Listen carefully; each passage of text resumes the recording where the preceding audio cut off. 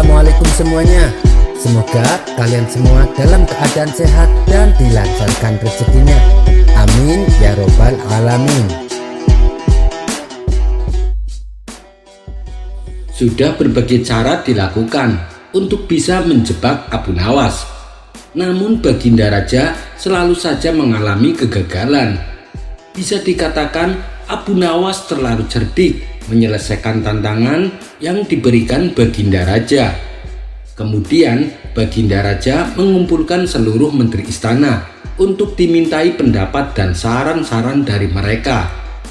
Salah satu menteri berkata, menghadapi Abu Nawas bukanlah perkara mudah. Tantangan berupa apapun pasti bisa diselesaikannya. Begitu pula dengan pertanyaan-pertanyaan jebakan. Apalagi kalau tentang hukum dalam Islam, tentu dia lebih pintar.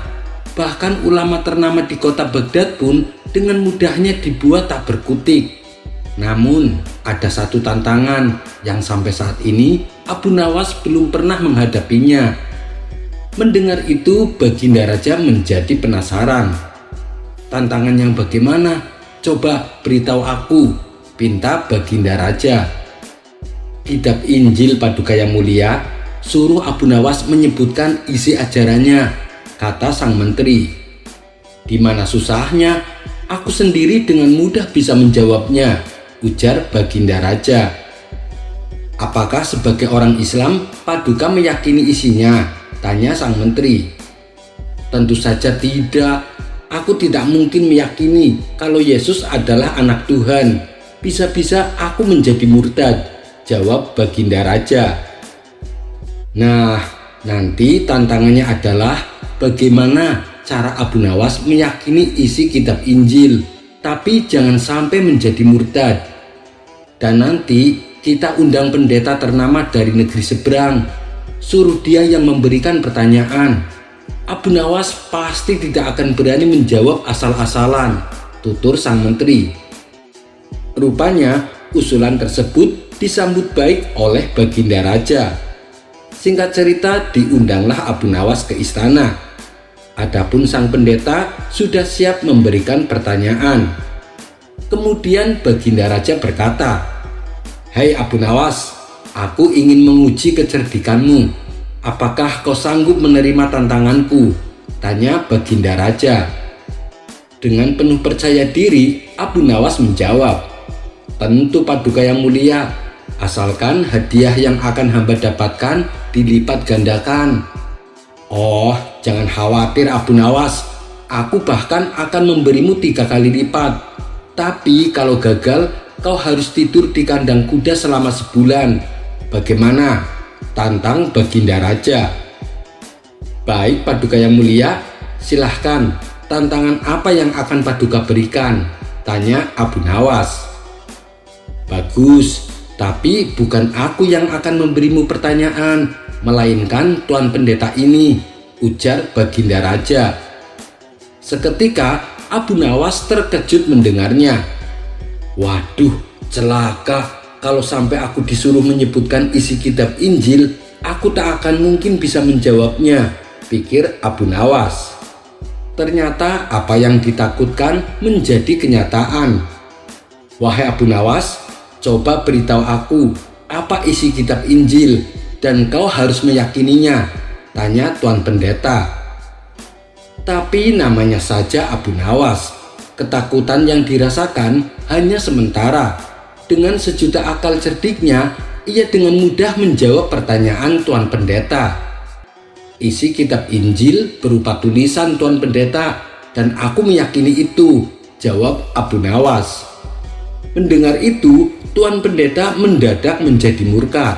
Ia pun berkata dengan nada emosi, "Kau jangan bercanda Abu Nawas. Yang aku tanyakan adalah kitab suciku, kitab yang sangat aku muliakan.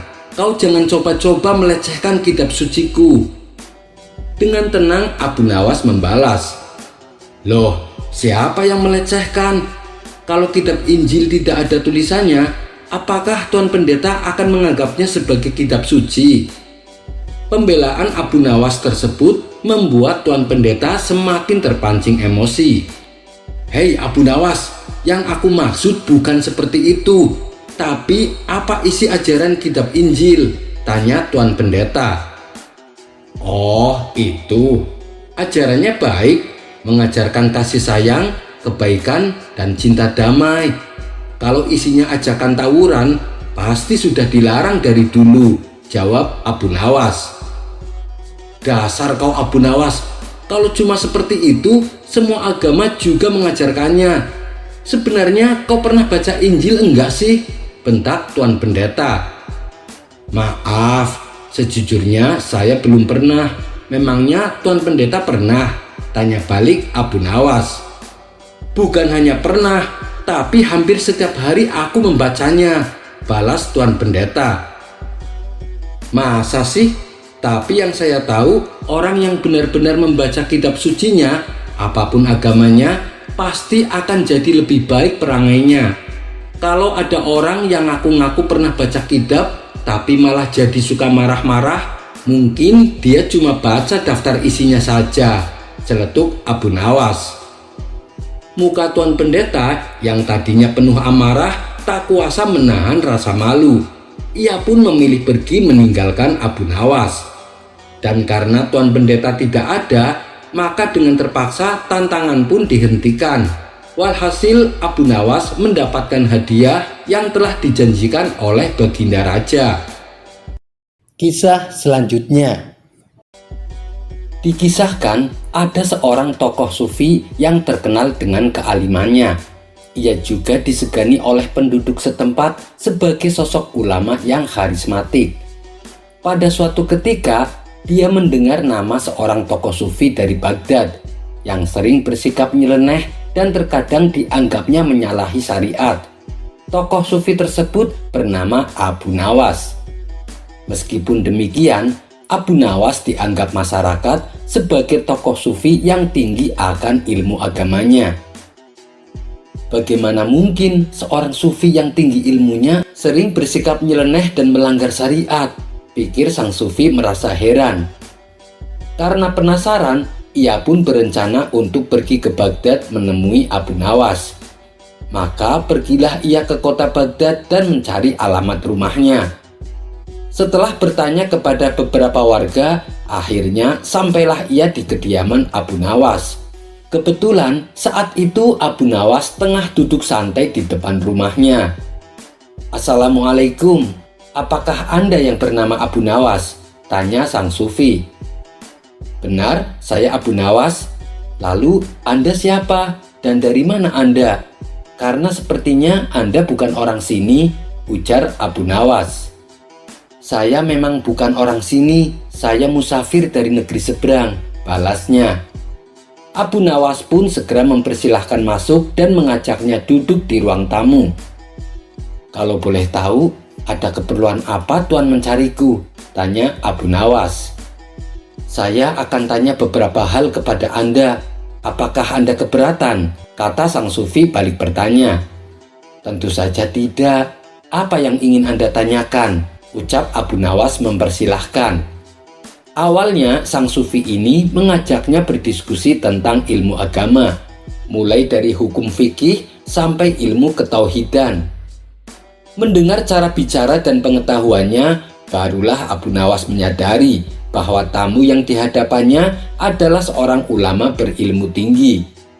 Wahai Abu Nawas, saya dengar Anda adalah seorang tokoh sufi yang katanya berwawasan luas tentang agama.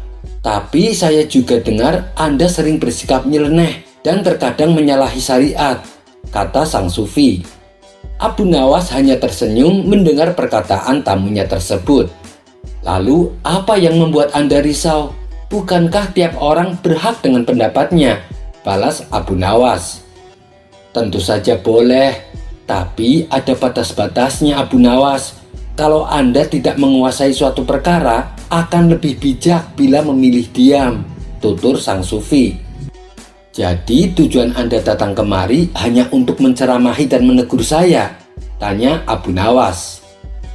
Tujuan saya ke sini untuk menyambung silaturahmi sesama muslim dan saling mengingatkan manakala saudara muslimnya bersikap salah, jawab sang sufi. Lalu apa yang akan kau dapatkan dari perbuatanmu itu? Tanya Abu Nawas kembali. Tentunya ini bernilai ibadah Abu Nawas. Insya Allah dengan banyak ibadah kita akan masuk surga, jawab sang sufi. Kamu tidak akan masuk surga, balas Abu Nawas. Kenapa kau katakan itu? Bukankah manusia yang rajin beribadah seperti sholat, puasa, dan zikir akan masuk surga? Tanya sang sufi. Tetap tidak akan masuk surga, jawab Abu Nawas enteng. Kenapa kau berkata demikian? Oh ya, saya tahu. Pasti kamu akan berkata bahwa manusia akan masuk surga bukan karena ibadahnya, melainkan karena rahmat dari Allah. Betul kan? Tapi kan untuk mendapatkan rahmat dari Allah, kita harus menjalankan perintahnya dan menjauhi larangannya, seperti menjalankan sholat, puasa, dan zikir, tutur sang sufi. Tidak juga, itu juga belum membuatnya masuk surga, jawab Abu Nawas. Mendengar hal itu, sang sufi mulai emosi. Kamu memang benar-benar sesat Abu Nawas, kamu berani mengingkari hadis Nabi, bentak sang sufi. Kenapa Anda buru-buru emosi, sedangkan Anda belum mendengar penjelasan saya, balas Abu Nawas. Baik, kalau memang dengan rajin beribadah dan mendapatkan rahmat Allah kau anggap tidak bisa masuk surga, lalu perbuatan apa yang bisa membuat seseorang masuk surga? Tanya sang sufi menahan emosi. Anda harus mati terlebih dahulu. Tanpa kematian, mana mungkin manusia bisa masuk surga? Kata Abu Nawas menjelaskan. Mendengar penjelasan tersebut, sang sufi pun langsung menjadi malu. Hal itu sama sekali tak terpikirkan olehnya. Tak ingin menahan rasa malu berkepanjangan, sang sufi lalu mohon diri untuk pamit pulang. Kisah selanjutnya. Ada-ada saja tingkah Abu Nawas yang membuat Baginda Raja terkecoh. Sudah berulang kali Baginda Raja mencoba memberi hukuman kepada Abu Nawas. Tapi karena akal certiknya, Abu Nawas selalu berhasil lolos dan selamat. Bahkan sayembara yang paling ekstrim pun dengan mudahnya diakali oleh Abu Nawas. Sayembara tersebut adalah Abu Nawas dikubur hidup-hidup. Bagaimanakah ini bisa terjadi? Dan cara apa yang Abu Nawas gunakan sehingga ia bisa selamat? Berikut kisah selengkapnya. Suatu hari, saat Baginda Raja pergi ke negeri tetangga, ia disambut dengan hangat oleh raja di sana. Baginda Raja juga disuguhi beberapa hiburan yang membuat Baginda Raja senang. Di antara hiburan yang bikin Baginda penasaran adalah pertunjukan sulap, di mana seorang pesulap dikubur hidup-hidup namun bisa lolos dan selamat. Dan tiba-tiba si pesulap sudah berada di tempat lain. Baginda Raja pun berdecak kagum memuji kehebatan sang pesulap. Beberapa hari kemudian, pulanglah Baginda Raja kembali ke istananya. Ia lalu bercerita kepada para punggawa istana tentang pertunjukan sulap yang luar biasa. Memangnya sulap apa Paduka? Tanya salah satu menterinya. Ada seorang pesulap dikubur hidup-hidup, tapi anehnya ia bisa selamat. Dan tahu-tahu si pesulap sudah berada di tempat lain, terang Baginda Raja. Mendengar hal itu, para menteri istana hanya bisa geleng-geleng kepala. Mereka takjub akan kehebatan si pesulap. Kira-kira di negeri kita adakah seorang pesulap yang bisa melakukannya? Tanya Baginda Raja. Kami tidak yakin ada yang bisa Paduka, tapi apa salahnya kalau dicoba? Undang semua pesulap dan Paduka tanyai mereka satu persatu, jawab sang menteri. Atas usulan menterinya, Baginda Raja lalu mengundang semua pesulap yang ada di kota Baghdad. Setelah semua pesulap sudah berkumpul di istana, satu persatu ditanya oleh Baginda Raja. Aku ingin ada sebuah pertunjukan sulap, di mana ada seorang dikubur hidup-hidup tapi bisa selamat. Apakah kau sanggup melakukannya?" Mendengar permintaan rajanya, si pesulap pertama mendadak ketakutan. "Ampun Paduka yang mulia, hamba tidak bisa melakukannya. Itu sangat berbahaya. Sekali lagi hamba mohon maaf Paduka. Tolong jangan hukum hamba," pinta pesulap pertama. "Kamu kenapa ketakutan begitu? Ini kan hanya permintaan saja. Kalau kamu tidak bisa, saya juga tidak akan memaksa. Dan aku tidak akan menghukum kamu," balas Baginda Raja. Begitu juga dengan pesulap kedua dan seterusnya. Mereka semua mengaku tak sanggup melakukannya. "Sayang sekali, kalian semua tidak ada yang mampu. Padahal bila di antara kalian ada yang bisa melakukannya, saya akan beri hadiah yang sangat besar," ucap Baginda Raja kepada para pesulap. Meski diiming-imingi hadiah menggiurkan, semua pesulap yang hadir masih saja tak ada yang berani. Kemudian penasehat istana menghampiri Baginda Raja. "Kenapa tidak dibuat sayembara saja Paduka? Barangkali salah satu rakyat Paduka ada yang bisa melakukannya," saran penasehat istana. "Benar juga katamu. Segera buatkan sayembara dan sebar sampai ke pelosok negeri," titah Baginda Raja. Maka para pengawal istana segera menyebar ke seluruh penjuru kota untuk mengumumkan sayembara yang telah dibuat oleh Baginda Raja. Barang siapa yang berani dikubur hidup-hidup dan bisa selamat, maka akan diberi hadiah 1000 dinar. Begitulah isi sayembara yang disampaikan kepada masyarakat. "Ini sayembara gila, mana ada yang berani? Hadiah tidak didapatkan, malah nyawa yang menghilang," celetuk salah satu warga. Sementara Baginda Raja yang tengah berada di istana masih menunggu seseorang yang sanggup mengikuti sayembara. Tidak lama datanglah seorang pemuda yang memberanikan diri mendaftar. "Apa kamu yakin mampu?" tanya Baginda Raja memastikan. "Saya akan mencobanya Paduka," jawab si pemuda. "Oh, itu boleh-boleh saja.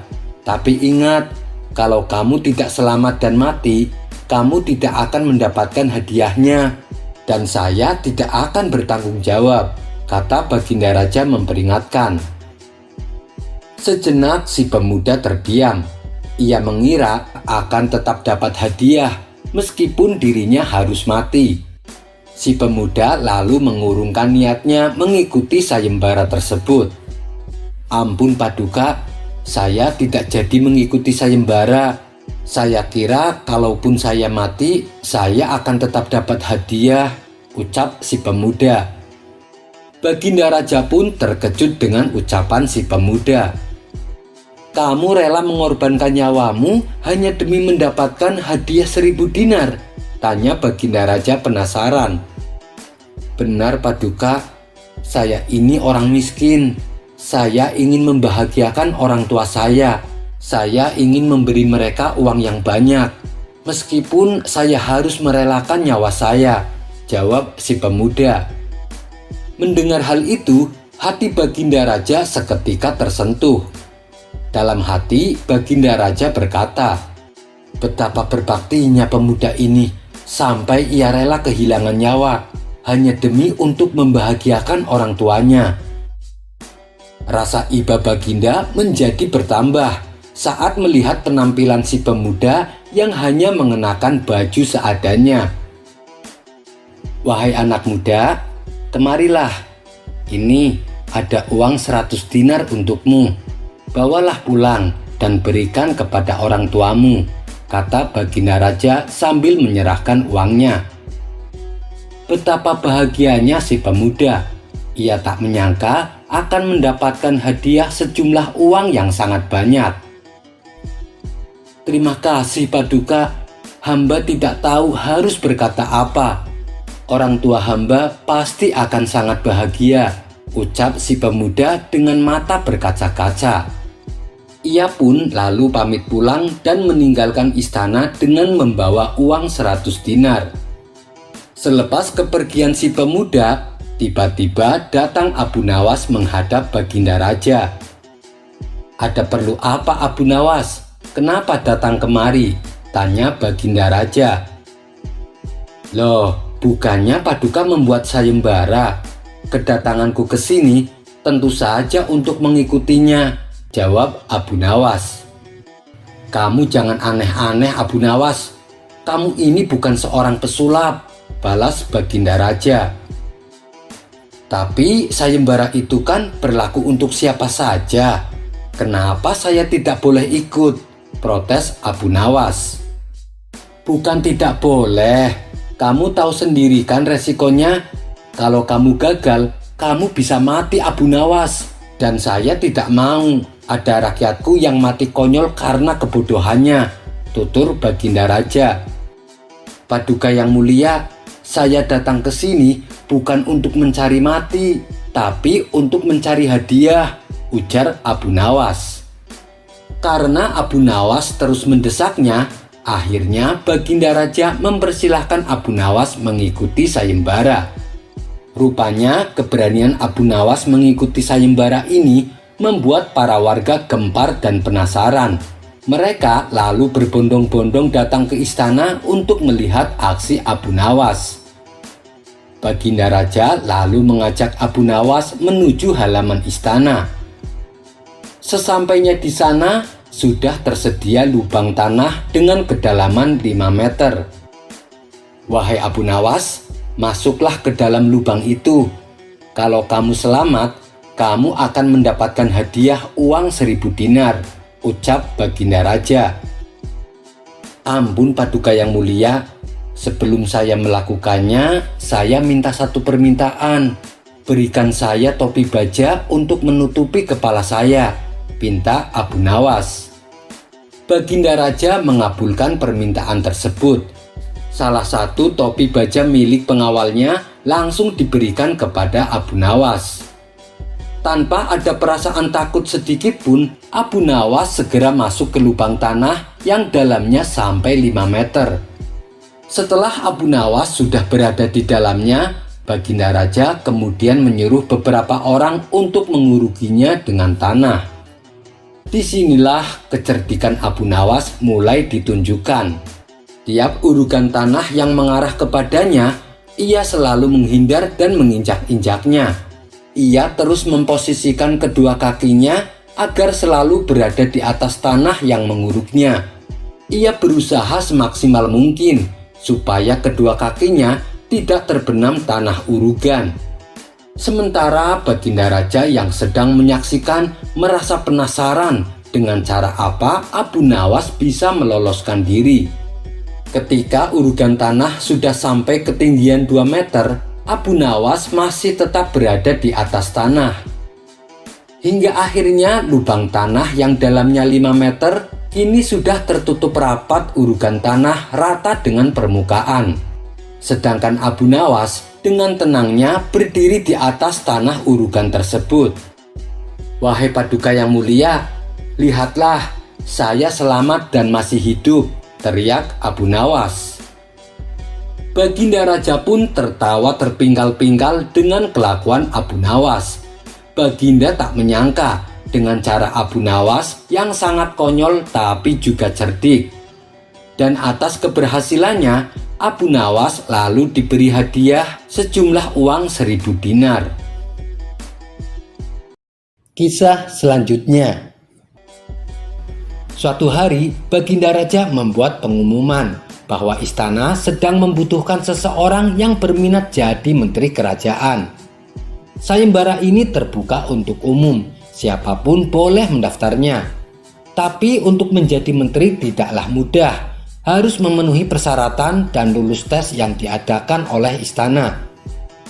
Para penduduk pun berbondong-bondong mendaftarkan diri, lalu satu persatu diseleksi oleh pihak kerajaan. Namun karena banyak yang tidak memenuhi syarat dan tidak lulus mengikuti tes, mereka akhirnya gagal meraih impiannya. Kabar tentang adanya lowongan menjadi menteri istana sampai juga ke telinga Abu Jahil. Abu Jahil sebenarnya tertarik untuk mendaftar, tapi mengingat kemampuan akan dirinya, ia yakin bahwa dirinya tak mungkin lolos seleksi. Tiba-tiba terbesit di benaknya sosok Abu Nawas. Bukankah Abu Nawas dekat dengan Baginda Raja? Aku akan minta bantuannya supaya bisa jadi menteri tanpa harus mengikuti tes, pikir Abu Jahil. Dengan membawa buah-buahan dan beberapa makanan yang disukai Abu Nawas, Abu Jahil bertandang ke rumah Abu Nawas. Ia kemudian mengutarakan niatnya bahwa dirinya ingin menjadi seorang menteri. Apa aku tidak salah dengar? Tanya Abu Nawas kaget. Tolonglah Abu Nawas, kamu kan dekat dengan Baginda Raja. Tentu sangat mudah bagimu untuk mengusulkan aku kepada Baginda supaya menjadi menteri istana, bujuk Abu Jahil. Tidak Abu Jahil, aku tidak mau melakukannya, tolak Abu Nawas. Ini kesempatan satu-satunya Abu Nawas. Aku ingin berbuat baik kepada masyarakat. Aku ingin hidupku berguna bagi masyarakat. Aku ingin di sisa hidupku ini dikenang sebagai menteri yang baik, rayu Abu Jahil. Sejenak Abu Nawas terdiam. Ia masih bingung apakah ucapan Abu Jahil bisa dipercaya. Baiklah Abu Jahil, aku akan coba mengusulkanmu kepada Baginda. Tapi awas, kalau kamu sampai berbuat sewenang-wenang dengan jabatanmu, aku sendiri yang akan menghajarmu, ancam Abu Nawas. Abu Jahil pun berjanji bahwa dirinya akan mengemban amanah dengan baik. Singkat cerita, atas usulan Abu Nawas kepada Baginda Raja, Abu Jahil akhirnya berhasil menjabat sebagai menteri. Selang beberapa bulan kemudian, Abu Nawas mendapat banyak pengaduan dari warga tentang perilaku Abu Jahil selama menjabat sebagai menteri. Abu Jahil dengan seenaknya menaikkan pajak dan terkadang mengambil hasil panen warga manakala tak mampu membayar pajak. Tentu saja hal ini membuat Abu Nawas geram. Ia pun segera berangkat ke istana untuk menemui Baginda Raja. Abu Nawas hendak melaporkan perbuatan Abu Jahil dan meminta supaya secepatnya Abu Jahil dipecat. Akan tetapi, niat Abu Nawas untuk menghadap Baginda Raja mengalami kendala. Pasalnya, para prajurit penjaga gerbang istana telah disuap oleh Abu Jahil. Mereka diperintahkan agar tidak memperbolehkan Abu Nawas masuk ke istana. Kurang ajar Abu Jahil, tunggu saja pembalasanku, ucap Abu Nawas penuh emosi.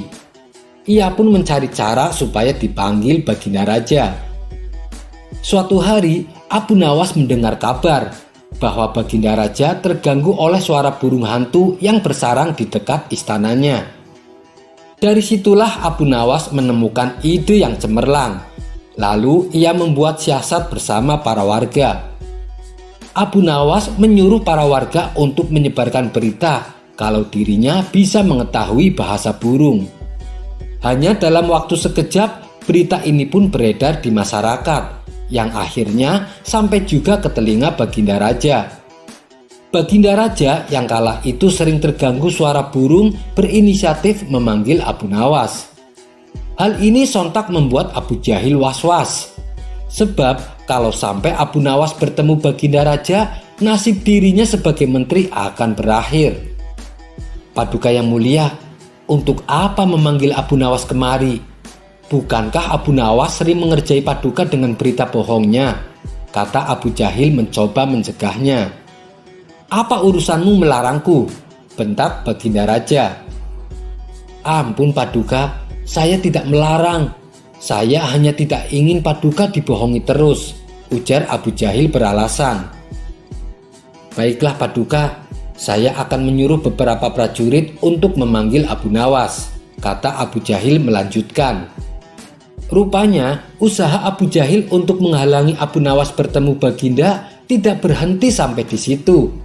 Ia menyokok beberapa prajurit istana supaya berbohong kepada Baginda Raja. Mereka disuruh berpura-pura telah mendatangi rumah Abu Nawas. Akan tetapi Abu Nawasnya sedang pergi keluar kota. Baginda Raja pun merasakan ada kejanggalan atas laporan beberapa prajuritnya itu.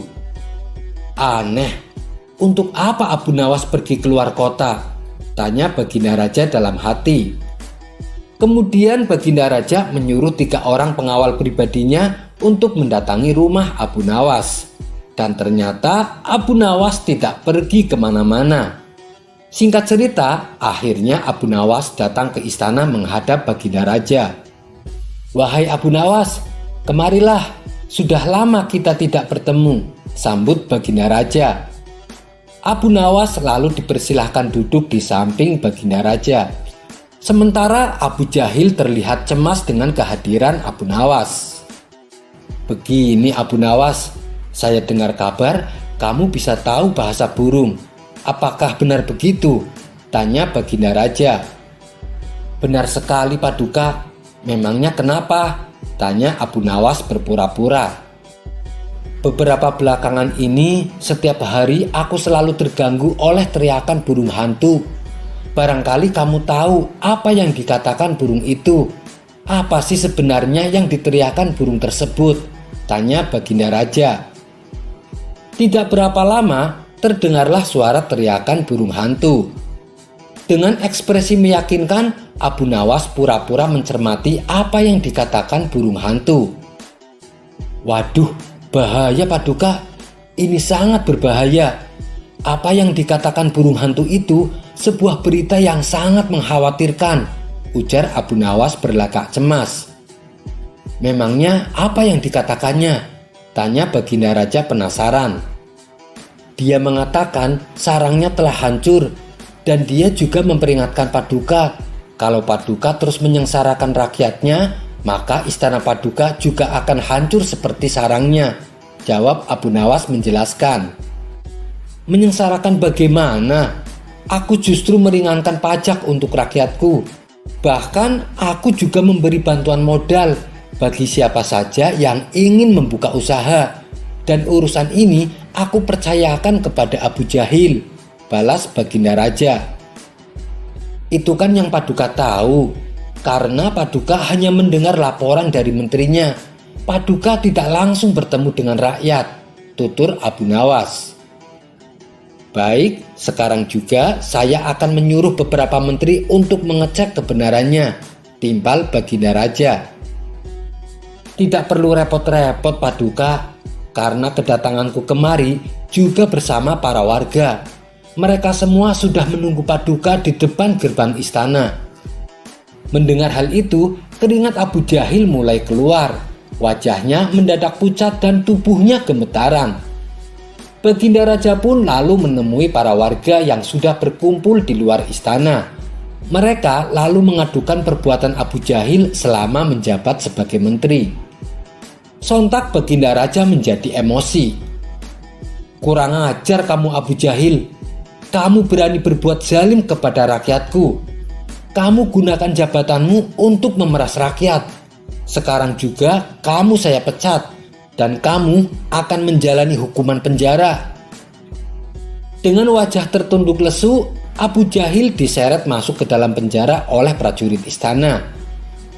Abu Nawas juga memberitahu Baginda Raja bahwa dirinya sebenarnya sudah lama ingin memberitahu perbuatan Abu Jahil. Tapi ketika akan memasuki istana, dia dihalang-halangi oleh beberapa prajurit yang telah disogok oleh Abu Jahil.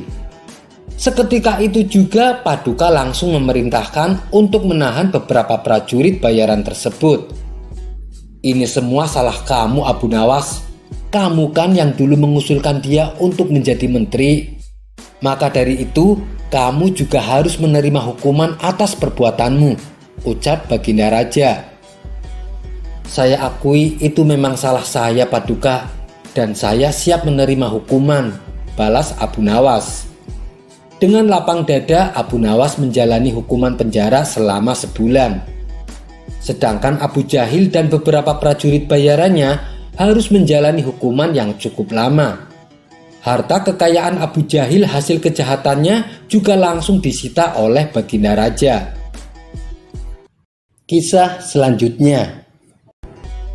Seperti pada tahun-tahun sebelumnya, setiap bulan Rabiul Awal diadakan acara Maulid Nabi Muhammad.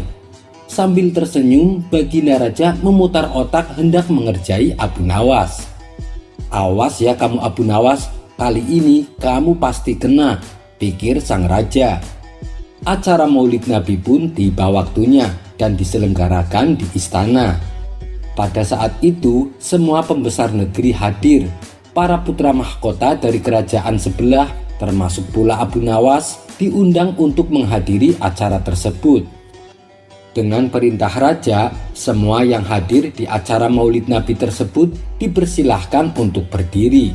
Kemudian disirami dengan air mawar yang mendebarkan bau harum.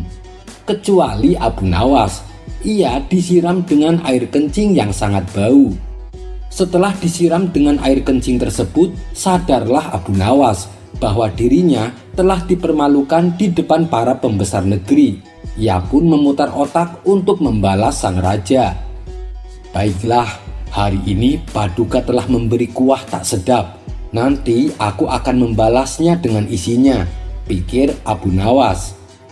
Sejak saat itu, Abu Nawas tidak pernah menginjakan kakinya di istana, sehingga raja pun menjadi rindu dibuatnya. Ketika raja memanggilnya ke istana, rupanya Abu Nawas tidak bersedia, dengan alasan ia sedang sakit demam di sekujur tubuhnya. Karena khawatir terjadi sesuatu dengan diri Abu Nawas, raja pun ingin menengoknya dengan ditemani beberapa petinggi kerajaan. Begitu mendengar Baginda Raja akan ke rumahnya, Abu Nawas yang dalam keadaan segar bugar langsung memasang aksi. Matanya terpejam, badannya tergeletak lemah lunglai di tempat tidur. Namun sebelum Abu Nawas beraksi demikian, dia telah terlebih dahulu menyuruh istrinya menyiapkan obat ajaib yang berbentuk bulatan kecil. Di antara bulatan obat ajaib itu terdapat 2 butir yang dibubuhi tinja di dalamnya. Tak berapa lama kemudian, Baginda Raja sudah di depan pintu rumah Abu Nawas. "Hai Abu Nawas, apa yang akan kau telan itu?" tanya Baginda Raja. "Ini yang disebut obat ajaib Paduka. Resepnya hamba peroleh lewat mimpi. Jika saya menelan 2 butir, niscaya saya akan sembuh dengan seketika," jawab Abu Nawas yang sedang terlentang di tempat tidurnya. Dan benar saja, setelah meminum 2 butir tersebut, Abu Nawas segera bangun dan terlihat segar bugar. Melihat hal itu, Baginda Raja pun penasaran. "Kalau begitu, aku juga mau Abu Nawas. Sini, aku minta obatnya," pinta Baginda Raja. "Baiklah Paduka, berbaringlah dan pejamkan mata Paduka. Paduka tidak boleh duduk, apalagi berdiri," kata Abu Nawas. Baginda Raja pun menuruti perintah Abu Nawas. Begitu mata Raja terpejam, Abu Nawas cepat-cepat memasukkan butiran obat ajaib yang telah dibubuhi tinja ke mulut Baginda Raja. Tiba-tiba saja Baginda Raja bangkit sambil membelalakkan matanya. "Hei Abu Nawas, engkau memberiku makan tinja ya?" tanya Baginda Raja. Maka Abu Nawas pun segera bersimpuh sambil memberi hormat kepada rajanya. "Wahai Paduka, dulu Paduka memberi hamba kuahnya. Sekarang hamba memberi isinya. Jikalau Paduka Raja tidak memberi hamba uang 1000 dinar, kejadian ini akan hamba ceritakan kepada orang-orang," ancam Abu Nawas. "Jangan Abu Nawas, jangan beritahu kepada siapapun. Nanti aku akan memberimu uang 1000 dinar, timpal Baginda Raja. Setelah itu, Raja dan semua pengikutnya kembali ke istana. Mereka menyiapkan uang sejumlah 1000 dinar untuk Abu Nawas. Demikianlah kisah kecerdikan Abu Nawas dalam menghadapi permasalahan. Kisah selanjutnya. Dikisahkan pada tahun 2006 ada seorang penjual es gerobak, sebut saja namanya Dadang. Dia menjajakan dagangannya dari satu kampung ke kampung yang lain. Meskipun kala itu dagangannya sepi, ia tetap semangat berjualan. Hingga waktu menjelang sore, sampailah ia di sebuah musola. yang terletak di Kampung Jelambar, Jakarta Barat. Melihat orang ramai berkumpul di musola tersebut, ia pun memutuskan untuk berhenti. "Ada acara apa di musola?" tanya Dadang kepada salah satu warga. "Ini acara Maulid Nabi, masa Bapak tidak tahu? Sekarang kan sudah masuk bulan Rabiul Awal," jawab warga tersebut. Dadang yang awam tentang agama hanya manggut-manggut, berpura-pura mengerti. Setelah acara selesai, para jamaah mulai membubarkan diri. Dari sekian banyak jamaah yang pulang, ternyata sebagian besar membeli es dagangan milik Dadang. Sehingga dalam waktu sekejap dagangannya langsung habis terjual. Hari berikutnya, Dadang berjualan es gerobak berkeliling kampung. Setelah waktu menjelang sore, ia langsung bergegas menuju musola tempat kemarin ia mangkal. Ketika acara Maulid Nabi selesai, para jamaah kembali membeli es dagangannya sampai terjual habis. Dan begitulah seterusnya. Dadang pun merasa sangat bersyukur. Namun dalam hati Dadang merasa penasaran, apa sih isi acara Maulid Nabi tersebut sehingga membawa keberkahan pada dagangannya. Kemudian pada suatu hari, Dadang membuat es lebih banyak dari biasanya. Setelah berkeliling kampung menjajakan es, sore hari ia langsung menuju musola tersebut, tapi bukan untuk jualan es, melainkan untuk mengikuti acara Maulid Nabi. Dan sisa es jualannya yang masih banyak, ia bagi-bagikan secara gratis. Ketika ia mengikuti acara Maulid, hatinya seakan dibuai oleh lantunan-lantunan indah tentang syair yang mengagungkan Nabi Muhammad Sallallahu Alaihi Wasallam. Dan saat ia pulang ke rumah, sang istri bertanya, apakah es dagangannya sudah habis? Dadang mengatakan bahwa sebagian dagangannya ia sedekahkan untuk acara Maulid Nabi. Sang istri pun tersenyum dan mendukung penuh suaminya itu. Hari selanjutnya seperti biasa, setelah waktu menjelang sore, ia kembali mengikuti acara Maulid Nabi dan membagikan es dagangannya di acara tersebut. Karena seringnya berbuat demikian, salah satu jamaah berkata kepadanya, "Apa Bapak tidak rugi setiap hari memberikan es gratis?" Dadang pun menjawab dengan polosnya, "Saya ingin menghormati tamu Rasulullah, tapi saya hanyalah penjual es yang miskin. Jadi hanya ini yang bisa aku berikan." Orang yang bertanya tertegun dan kagum mendengarnya. Setelah bulan Rabiul Awal berlalu, Dadang berkeinginan tahun depan akan mengadakan acara Maulid Nabi di rumahnya. Selama setahun itu pula, Dadang menyisihkan sebagian hasil keuntungan dagang ditabung untuk mewujudkan keinginannya. Hingga tibalah saatnya datang bulan Rabiul Awal, di mana umat muslim mulai mengadakan acara Maulid Nabi. Ketika tepat tanggal 12 Rabiul Awal, Dadang sengaja tidak berdagang. Ia sibuk mempersiapkan acara Maulid Nabi yang akan diadakan di rumahnya yang sangat sederhana. Ia pun pergi ke pasar, membelanjakan semua uang tabungan dengan membeli buah-buahan dan makanan. Sementara sang istri dan anak-anaknya sibuk membersihkan rumah dan menata dengan rapi. Sore harinya setelah sholat asar, Dadang mendatangi para tetangganya untuk menyebarkan undangan maulid yang akan diadakan di rumahnya setelah waktu Isya. Malam pun tiba dan telah menunjukkan waktu Isya. Dadang dan keluarganya segera menunaikan sholat berjamaah. Kemudian mereka menyiapkan hidangan di tempat ruang tamu yang sangat sederhana. Namun setelah lama menunggu, tak ada satupun tetangga yang hadir. Hingga waktu menunjukkan jam 9 malam, masih saja tak ada tamu yang datang. Hal ini membuat Dadang gelisah. "Cobalah datangi kembali para tetangga kita, barangkali mereka lupa," saran sang istri. Akan tetapi saat Dadang mendatanginya, mereka enggan hadir ke rumahnya.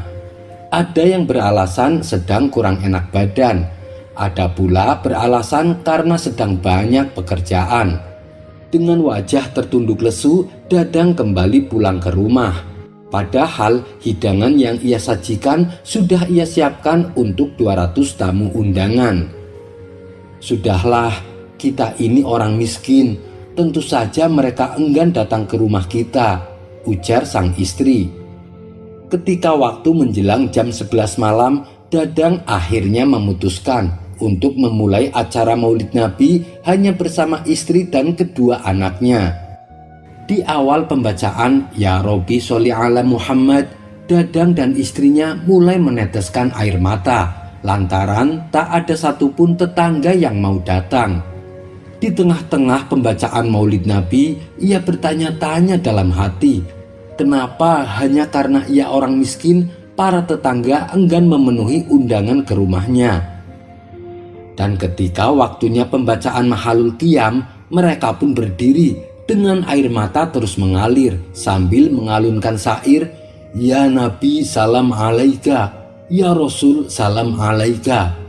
Tangis pun kembali pecah, namun tangis kali ini bukan karena tidak hadirnya tamu undangan, melainkan karena rasa rindu dan cintanya kepada Nabi Muhammad.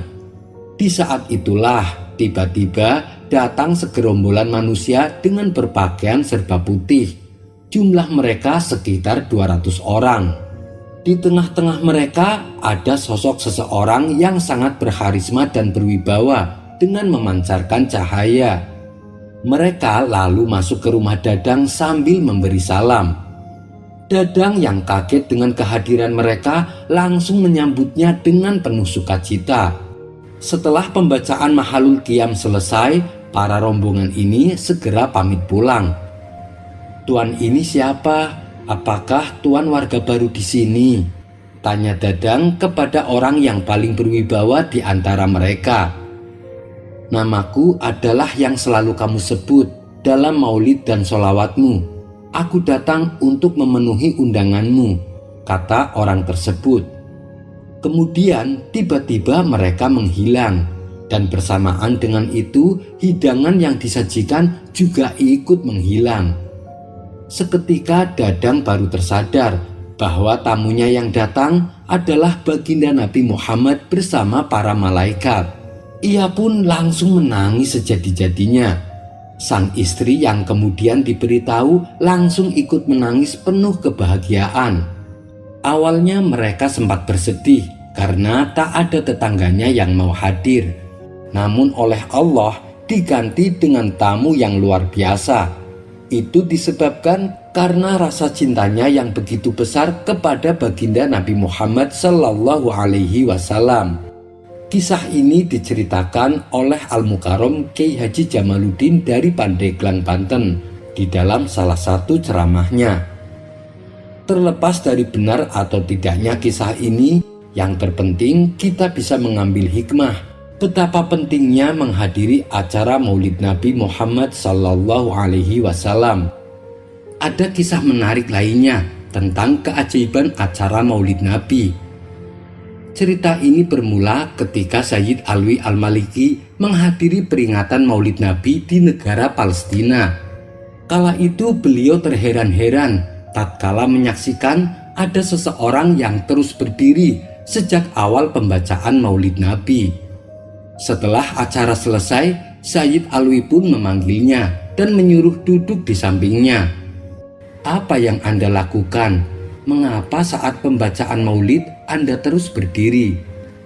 Lalu orang itu menjawab bahwa dulu ia menganggap acara Maulid Nabi adalah bid'ah.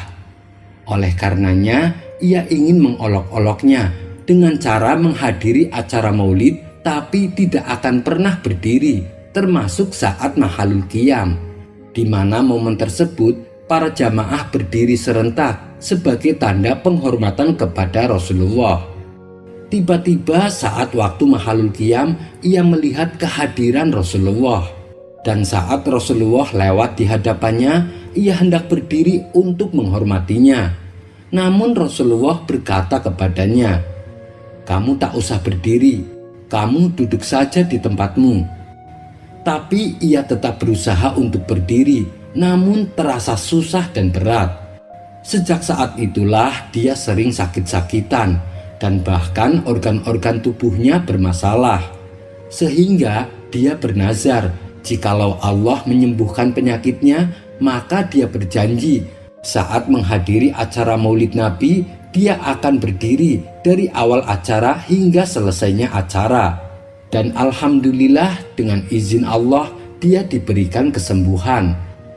Kisah lain yang tak kalah menarik, seorang anak hidup kembali berkat Maulid Nabi. Saat datang bulan Rabiul Awal, warga Lebanon menyambutnya penuh sukacita. Warga di sana biasa merayakan Maulid Nabi dengan menembakkan senjata api ke atas untuk menunjukkan kegembiraannya. Tradisi ini dilakukan turun-temurun, hampir mirip dengan tradisi pernikahan di Arab pada umumnya. Suatu ketika, seorang putri beragama Nasrani ikut melihat perayaan tersebut. Namun nasib naas menimpanya kala seseorang dari mereka melepaskan senjata. Peluru yang dilepaskan menyasar ke arah putri tersebut dan menembus tepat di kepalanya. Ia pun bersimbah darah dan jatuh ke tanah. Ibunya yang melihat kejadian itu berteriak histeris, "Wahai putriku, duhai putriku!" Dengan segera anaknya dilarikan ke rumah sakit. Akan tetapi pihak rumah sakit tak bisa berbuat apa-apa sebab pendarahan di otaknya terlalu parah. Mereka menyarankan agar segera dirujuk ke rumah sakit di Amerika yang alatnya lebih canggih dan kompeten. Tapi ternyata kondisinya kian parah dan sudah diambang ajal. Mereka pun tak bisa berbuat banyak. Sedangkan ibunya yang sedang panik dan penuh kecewa berteriak penuh amarah, "Hai Muhammad, di manakah engkau, orang yang mengaku sebagai nabi? Lihatlah apa yang dilakukan umatmu kepada anakku pada perayaan hari kelahiranmu." Teriakan ini tentu dimaksudkan untuk menghardik Rasulullah. Sementara dokter memastikan bahwa anaknya telah meninggal dunia. Dan ketua dokter di sana mempersilahkan sang ibu untuk melihat anaknya untuk terakhir kalinya. Dengan lemas dan dipapah, ibu Nasrani itu masuk ke dalam ruangan di mana anak putrinya dirawat. Ketika sang ibu sudah di dalam ruangan, tiba-tiba sebuah keajaiban terjadi. Dia melihat anaknya sedang duduk di tepi tempat tidur dalam kondisi segar bugar. Ibu, tutup pintu dan jendela ibu. Jangan biarkan ia keluar," teriak anak putrinya. Antara percaya dan tidak, sang ibu yang bingung lantas bertanya, "Duhai putriku, siapa yang kau maksud?" Kemudian sang ibu mendekati anaknya untuk memastikan bahwa kondisinya baik-baik saja.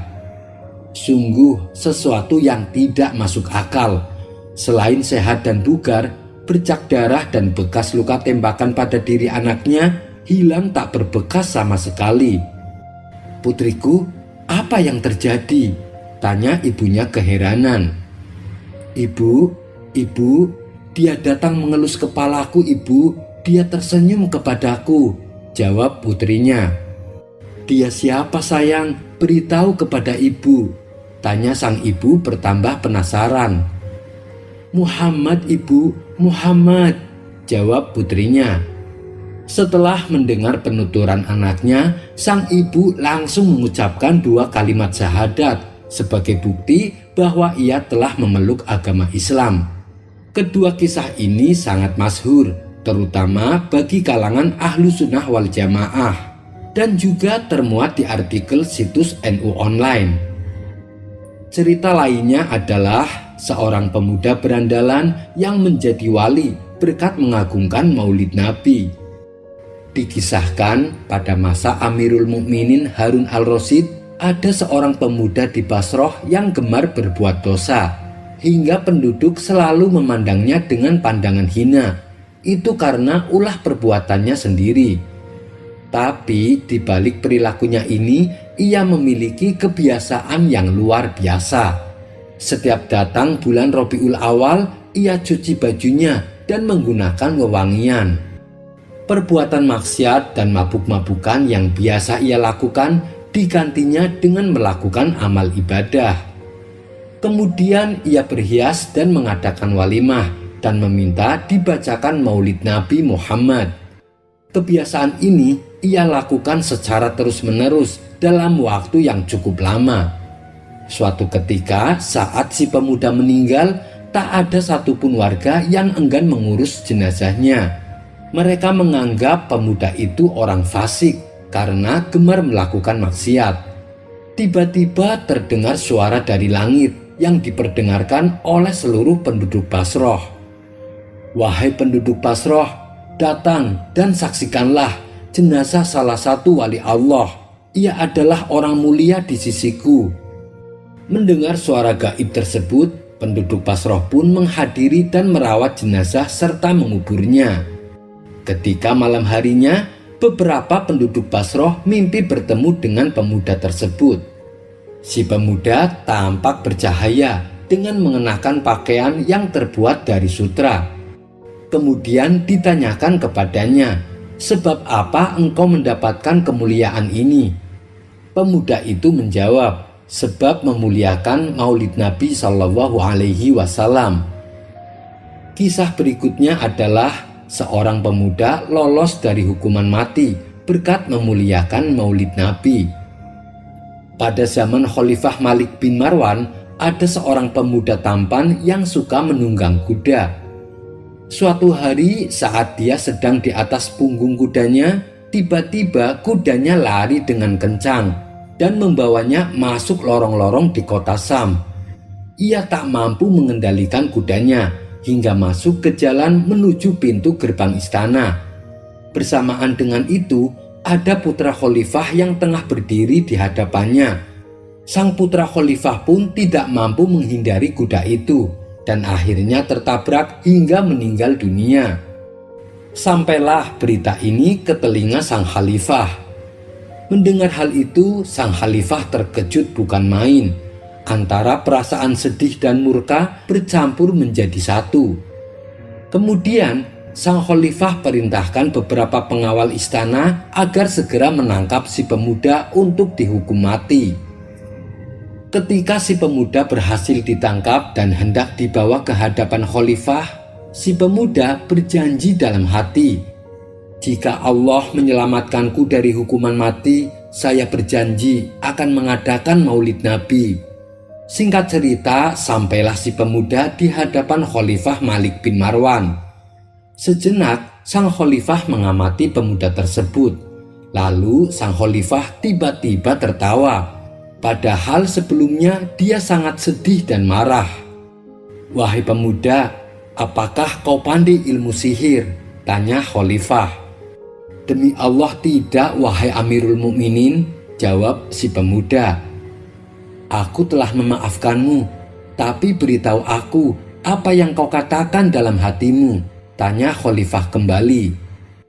"Aku sempat bernazar, jika Allah menyelamatkanku dari hukuman mati, maka aku berjanji akan mengadakan acara maulid Nabi," kata si pemuda memberitahu. "Baiklah, aku telah memaafkanmu, dan ini uang 1000 dinar untuk merayakan maulid Nabi.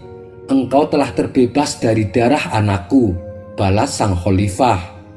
Pemuda itu pun keluar dari istana dengan membawa hadiah uang 1000 dinar. Betapa gembiranya hati si pemuda. Ia bukan hanya lolos dari hukuman mati, tapi mendapatkan hadiah uang. Semua itu berkat kecintaannya kepada maulid Nabi. Kisah ini terdapat dalam kitab Lajnah Ta'lif wan Nasr. Wallahu a'lam bishawab. Semoga dari semua kisah-kisah tersebut bisa menambah rasa cinta kita kepada baginda Nabi besar Muhammad Sallallahu Alaihi Wasallam. Kisah selanjutnya. Setelah azan zuhur berkumandang, kegiatan belajar mengajar di rumah Abu Nawas sementara dihentikan. Abu Nawas lantas mengajak para murid-muridnya pergi ke masjid untuk menunaikan sholat berjamaah. Abu Nawas tahu betapa bandelnya para muridnya. Oleh karenanya, Abu Nawas terus mengawasi mereka. Jangan sampai ada yang menyelinap tidak ikut sholat berjamaah.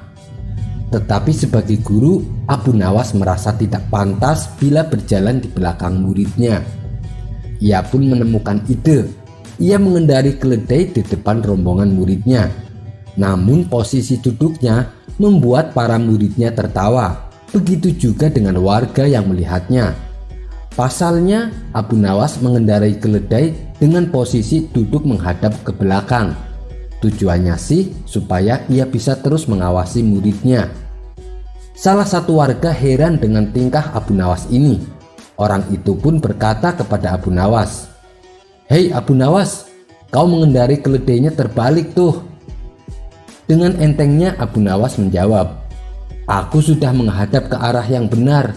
Keledaikulah yang menghadap ke arah yang salah." Sekian dulu perjumpaan kita kali ini. Sampai bertemu lagi di kisah selanjutnya. Terima kasih yang sudah subscribe dan setia menonton channel ini. Wassalamualaikum warahmatullahi wabarakatuh.